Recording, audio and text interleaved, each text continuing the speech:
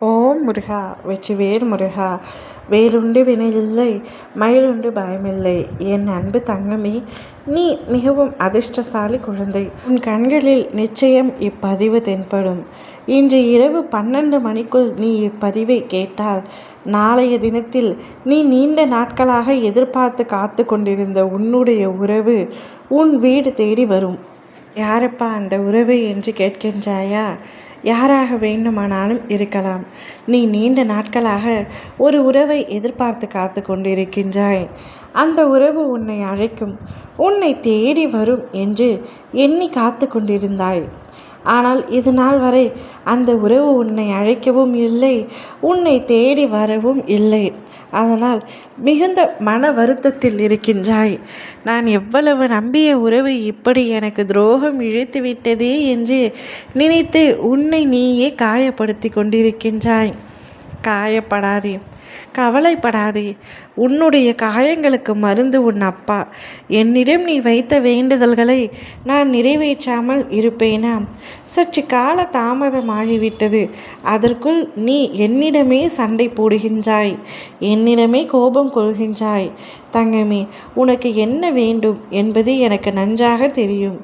உன்னுடைய அனைத்து எண்ணங்களையும் ஆசைகளையும் அறிந்தவன் நான். உனக்கு எதை கொடுக்க வேண்டுமோ அதை சரியான நேரத்தில் நான் ஒப்படைப்பேன்.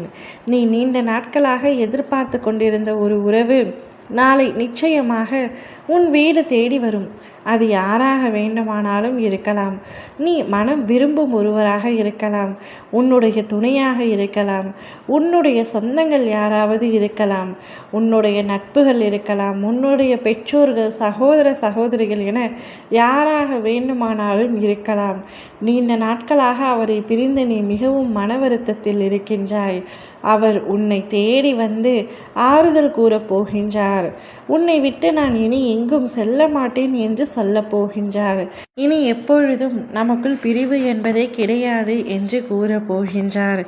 இத்தனை நாட்களாக உன்னை பிரிந்து நானும் மிகவும் கஷ்டப்பட்டு விட்டேன். இனிமேல் பிரிய வேண்டாம்.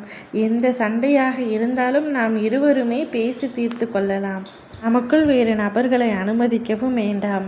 வேறு நபர்கள் நமக்குள் வந்தால் நமக்குள் பிரிவு ஏற்பட்டு விடுகின்றது என்று உன்னிடம் மனம் திறந்து அவர் மனதில் உள்ள அனைத்தையும் கூற போகின்றார். அவருக்கும் உன்மேல் கோபம் இல்லை, உனக்கும் அவர் மேல் கோபம் இல்லை. இருந்த போதிலும் பிரிவு ஏற்பட்டு விட்டது. அந்த பிரிவை சரி செய்ய நாளை நிச்சயமாக நல்ல தினமாக இருக்க போகின்றது. உன்னுடைய வாழ்க்கை சந்தோஷமாக இருக்க போகின்றது. நீ வாழ்க்கை பயணத்தில் இனிமேல் எடுத்து வைக்கும் ஒவ்வொரு அடியும் வெற்றியாக மாறப்போகின்றது.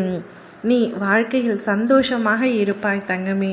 இனி நீ ஆசைப்பட்டது, கேட்டது, நினைத்தது என அனைத்தும் ஒவ்வொன்றாக நடந்தேறும். ஓம் முருகா வெற்றிவேல் முருகா.